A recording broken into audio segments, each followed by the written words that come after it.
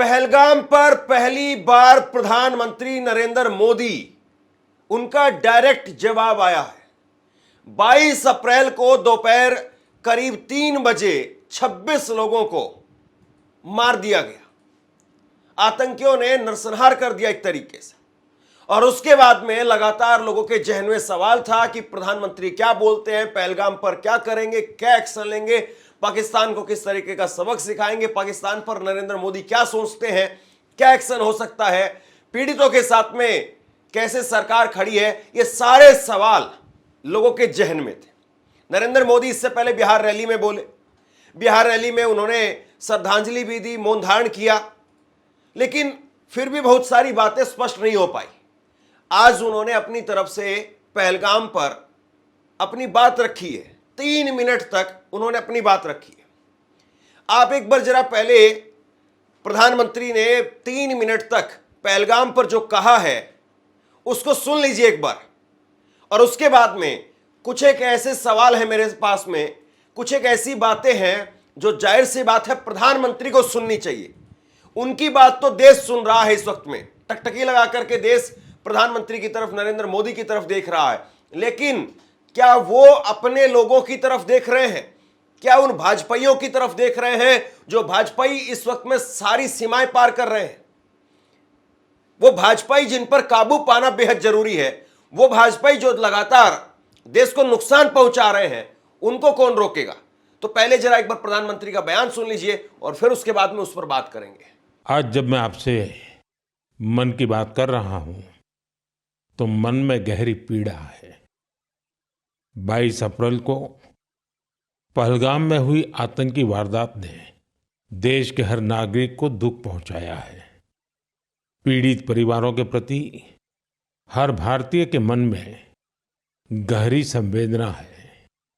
भले वो किसी भी राज्य का हो, वो कोई भी भाषा बोलता हो, लेकिन वो उन लोगों के दर्द को महसूस कर रहा है जिन्होंने इस हमले में अपने परिजनों को खोया है।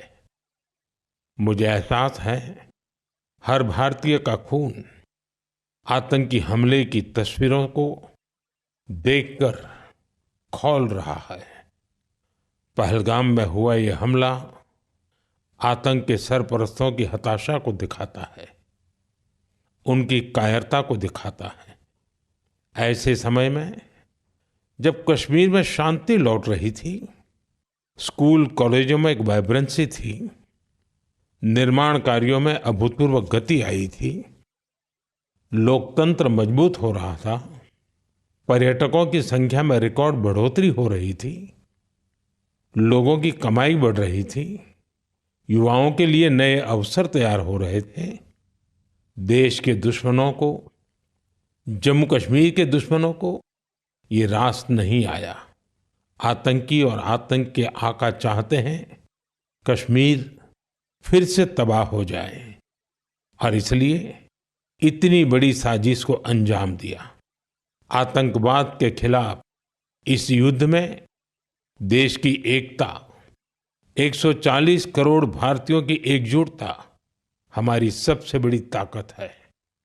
यही एकता आतंकवाद के खिलाफ हमारी निर्णायक लड़ाई का आधार है। हमें देश के सामने आई इस चुनौती का सामना करने के लिए अपने संकल्पों को मजबूत करना है। हमें एक राष्ट्र के रूप में दृढ़ इच्छा शक्ति का प्रदर्शन करना है। आज दुनिया देख रही है, इस आतंकी हमले के बाद पूरा देश एक स्वर में बोल रहा है। साथियों, भारत के हम लोगों में जो आक्रोश है, वो आक्रोश पूरी दुनिया में है। इस आतंकी हमले के बाद लगातार दुनिया भर से संवेदनाएं आ रही हैं।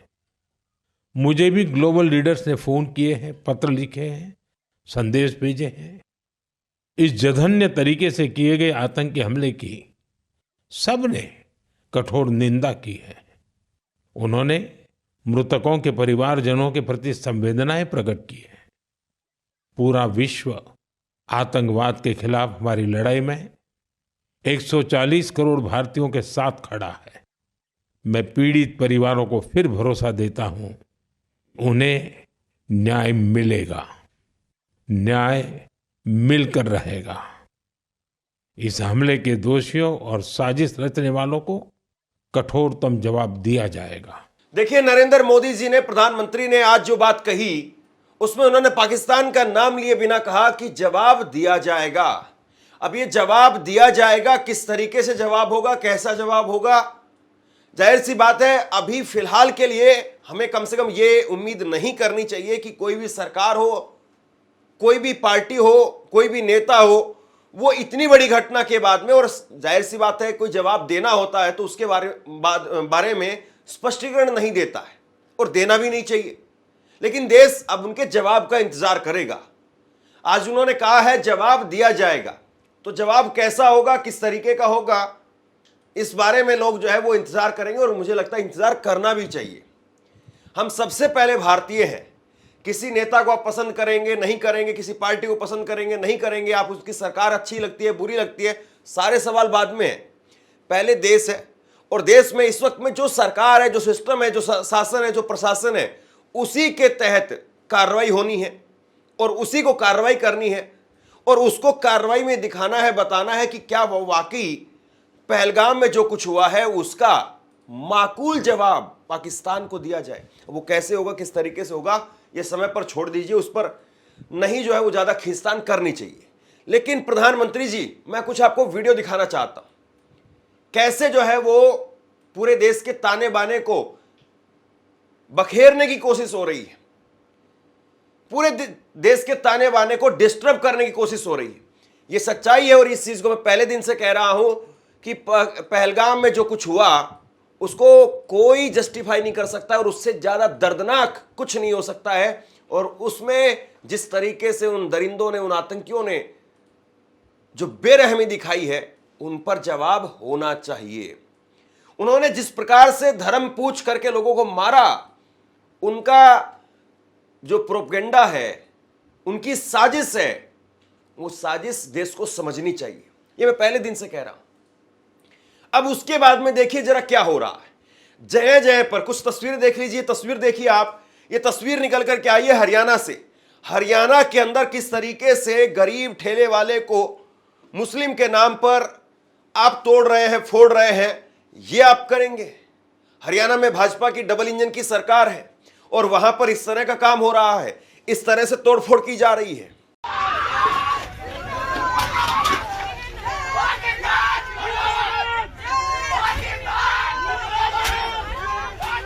अंदर दुकान में लगता है किसमें तो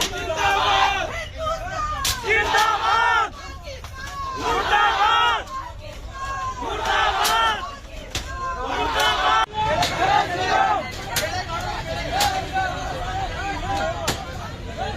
इसमें लाइयो। दूसरी तस्वीर देखिए प्रधानमंत्री जी आप, और ये आपकी जिम्मेदारी है, ये आपको करना चाहिए।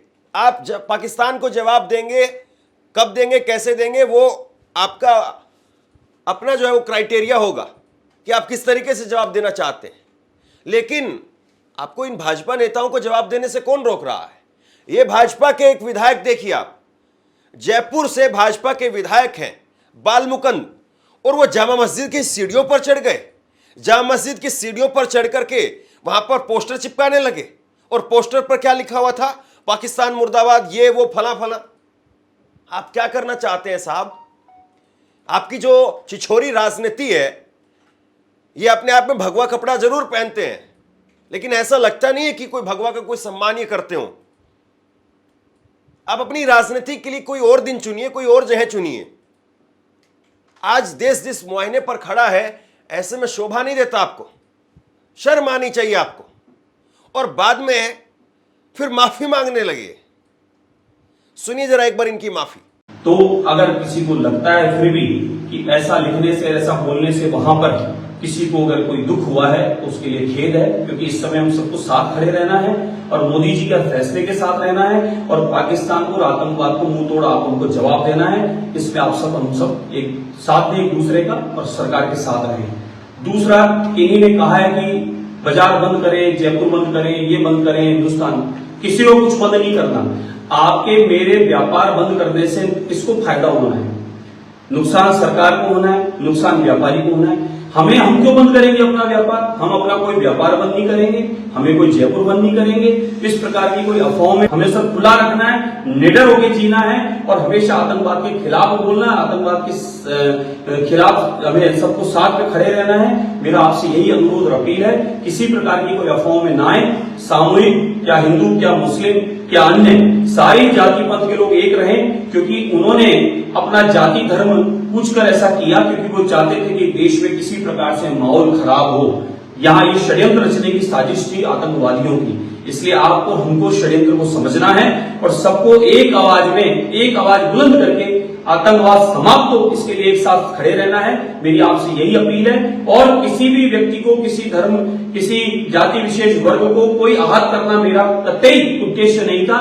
फिर भी किसी को, किसी ने अफवाह फैला दी, किसी ने कोई माहौल खराब करने का प्रयास किया, भड़काना या उसको दुख पहुंचाना मेरा कोई उद्देश्य नहीं है। किसी को अगर किसी प्रकार का है तो उसके लिए मैं खेद व्यक्त करता हूं। आप हम सब इस समय सामूहिक खड़े रहें। और अब नरेंद्र मोदी साहब, ये तस्वीरें आप तक पहुंच रही है या नहीं पहुंच रही है? और अगर पहुंच रही है तो क्या आपको अपनी इस मन की बात में इनकी चूड़ी टाइट पहले नहीं करनी चाहिए थी?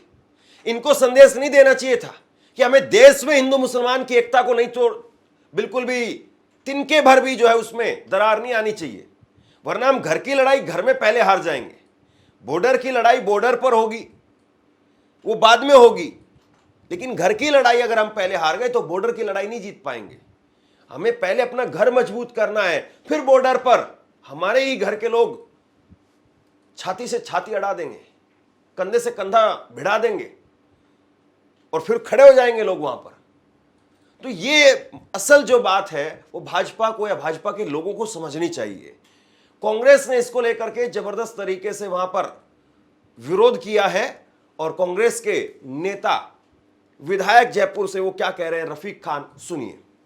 जिस तरह की बात कल यहाँ की गई, ये पीछे आप देखो, ये पाकिस्तान मुर्दाबाद लेकर के खड़े, ये जामा मस्जिद के अंदर खड़े, जामा मस्जिद के अंदर से संदेश दे रहे हैं ये पाकिस्तान मुर्दाबाद था, पाकिस्तान मुर्दाबाद है, पाकिस्तान मुर्दाबाद रहेगा।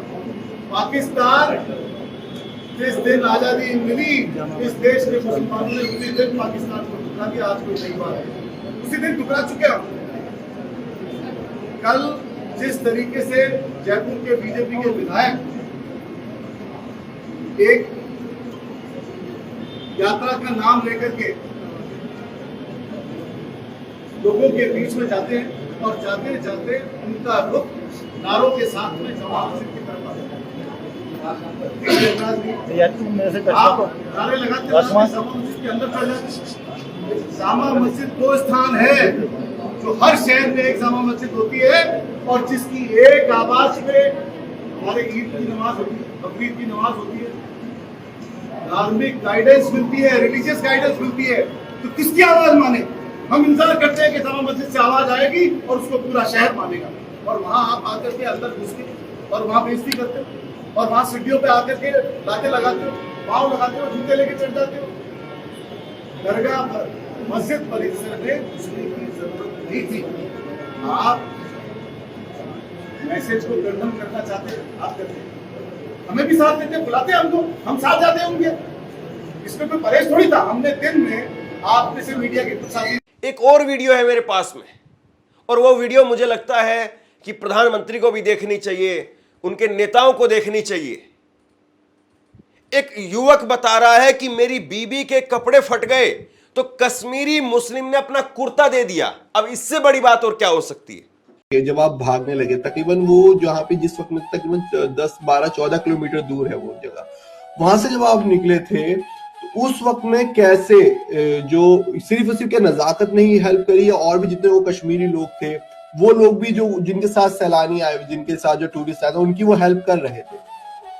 उनके सैलानी थे, उन्होंने कुछ रास्ते मदद करी। आगे चल के कुछ घोड़े वालों का समूह था जिनमें से एक व्यक्ति ने पूजा के कपड़े फट गए थे तो उसे अपनी कश्मीरी कुर्ता पहनाया और उसको जब मेरे पास आया तो पूजा उसको अपनी अंगूठी उतार के देने लगी। तो वो बोला कि कैसा कर रही हो बहन जी, हमको तुम अपमानित कर रही हो। ऐसा करके उसने अंगूठी भी ले ली और उसको मुझे सौंप के फिर वो वहां से वो चले गया। तो घोड़े वाले ने मतलब यानी वो लोग पैसों के लिए नहीं, वो इंसानियत के लिए काम कर रहे जी हैं। जी, वो उसकी अंगूठी नहीं लिया, वो बोल रहे कि आप कैसे कर रहे हो बहन जी करके उसने कहा, उसने अंगूठी नहीं ली। कुल मिलाकर के पहलगाम पर प्रधानमंत्री का जवाब जरूर आ गया, लेकिन कांग्रेस अभी भी सवाल खड़े कर रही है। कांग्रेस की तरफ से कहा गया कि प्रधानमंत्री कम से कम सामने तो आए, और तैयारी यह हो रही है कि संसद का विशेष सत्र भी बुलाया जाए। कांग्रेस नेता सुप्रिया सुले क्या कह रही है, सुनिए। अरे भाई, मोदी जी कहां हैं? और ये सवाल मैं वाकई में चिंता के मारे पूछ रही हूँ। हमारे घोर मतभेद हो, लेकिन है तो हमारे प्रधानमंत्री ही। तो मैं वाकई में जानना चाहती हूँ कि मोदी जी कहां हैं। उनकी तबीयत वगैरह तो ठीक है, बहुत गर्मी है, लू तो नहीं लग गई है, क्योंकि वो पहलगाम हमले के बाद सऊदी अरब से लौट तो जरूर आए, लेकिन उसके बाद से गायब है। उस शाम उन्होंने कैबिनेट कमेटी ऑन सिक्योरिटीज की मीटिंग करी, ठीक है। अगले दिन लगा वो कश्मीर जाएंगे, लेकिन वो बिहार रैली में चले गए। अब ऐसे समय में क्या रैली में जाना चाहिए था, नहीं चाहिए था, ये अपने आप में एक अलग सवाल है। फिर लगा कि उस रैली में वो बहुत कठोर निर्णायक शब्दों में पाकिस्तान को सबक सिखाने की बात करेंगे। उन्होंने तो पाकिस्तान का नाम ही नहीं लिया, जैसे चीन का नहीं लेते हैं। खैर, फिर उसी शाम को सर्वदलीय बैठक थी, ऑल पार्टी मीटिंग थी। लगा मोदी जी आएंगे, वो उससे भी नादारद रहे, जबकि वो शाम को बिहार से लौट आए थे, लेकिन वो मीटिंग में नहीं आए। लगातार मीडिया कहता रहा मोदी जी कुछ बड़ा करने वाले हैं, कुछ बड़ा करने वाले हैं। अब उन्होंने भी कहना बंद कर दिया, लेकिन मोदी जी गायब रहे। फिर लगा कि 2 दिन बीत गए हैं, वो कश्मीर जाएंगे, वहां पर लोगों को ढांढस बंधाएंगे, उनकी हिम्मत जुटवाएंगे। वो वहां भी नहीं गए। लगा चलो राहुल जी चले गए, अब वो लौट आए, इसके बाद मोदी जी जाएंगे, अभी भी नहीं गए। असलियत यह है कि जिस सर्वदलीय बैठक में मोदी जी ने पार्ट नहीं लिया था, वहां पर सरकार ने माना था कि चूक हुई है। तो इतनी बड़ी सुरक्षा की चूक कैसे हो गई, इसकी जिम्मेदारी किसकी है? इसका जवाब तो सिर्फ प्रधानमंत्री दे सकते हैं, लेकिन वो गायब है। हमारी सरहद के 200 किलोमीटर अंदर तक आतंकी इतनी बड़ी बड़ी बंदूकें लेकर कैसे घुस आए, इसका जवाब कौन दे सकता है? इतना बड़ा इंटेलिजेंस फेलियर कैसे हो गया? प्रधानमंत्री दे सकते हैं, वो गायब है। असलियत एक ये भी है कि जिस सर्वदलीय बैठक में ये बोला गया और भ्रम फैलाने की कोशिश की गई कि अनुमति नहीं थी पहलगाम के उस इलाके को खोलने की, वो बाद में पता चला कि झूठ है। तो ये भ्रम क्यों फैलाया गया, इसका जवाब भी प्रधानमंत्री दे सकते हैं, लेकिन वो गायब है। प्रधानमंत्री जी, इस देश को आपकी चिंता है। ये देश जानना चाहता है कि इतनी बड़ी त्रासदी के वक्त, जब हम लोगों को लगा था कि आप राष्ट्र को संबोधित करेंगे, आप लोगों को विश्वास दिलाएंगे, विपक्ष को विश्वास में लेंगे, आप तो गायब हो गए। आप कहां हैं? ये पूछना तो वाजिब है, और ये पूछना आपकी चिंता के नाते हो रहा है। आप कहां हैं? पहलगाम को लेकर के जिस तरीके से लोगों का आक्रोश है, गुस्सा है, सरकार पर सवाल है, विपक्ष उसकी तरफ भी लोग देख रहे हैं कि विपक्ष का रवैया क्या है। हालांकि विपक्ष ने अपनी बात स्पष्ट कर दी। विपक्ष के तमाम नेताओं ने एक स्वर में आकर के, साथ में आकर के कहा है कि प्रधानमंत्री के पूरी तरह से हम साथ हैं, जो सरकार चाहे वो करे। और कांग्रेस ने तो 4 कदम आगे बढ़ करके कह दिया है कि हम तो चाहते हैं जैसे इंदिरा गांधी ने किया था, पाकिस्तान के 2 टुकड़े कर दिए थे, वैसे आप कर दीजिए, पाकिस्तान के 2 टुकड़े कर दीजिए और इस समस्या का परमानेंट सॉल्यूशन कीजिए। ये सर्जिकल स्ट्राइक से बाज आने वाले लोग नहीं है। खैर, आज प्रधानमंत्री का, नरेंद्र मोदी का पहला जवाब आया है पहलगाम पर, और अब देखना यही है कि ये जवाब दिया जाएगा। ये जो शब्द हैं, ये शब्द कैसे हकीकत में बदलते हैं और कितने जोरदार तरीके से जवाब दिया जाता है, क्या जवाब दिया जाता है और कब दिया जाता है। बहरहाल आप लोग बताइए कि वाकई प्रधानमंत्री को, भारत को क्या जवाब देना चाहिए। नीचे कमेंट बॉक्स में अपनी राय लिख करके जरूर बताइए। इस वीडियो को शेयर कीजिए और इसी तरह की तमाम खबरों के लिए ऑनलाइन न्यूज़ इंडिया को सब्सक्राइब कीजिए। धन्यवाद।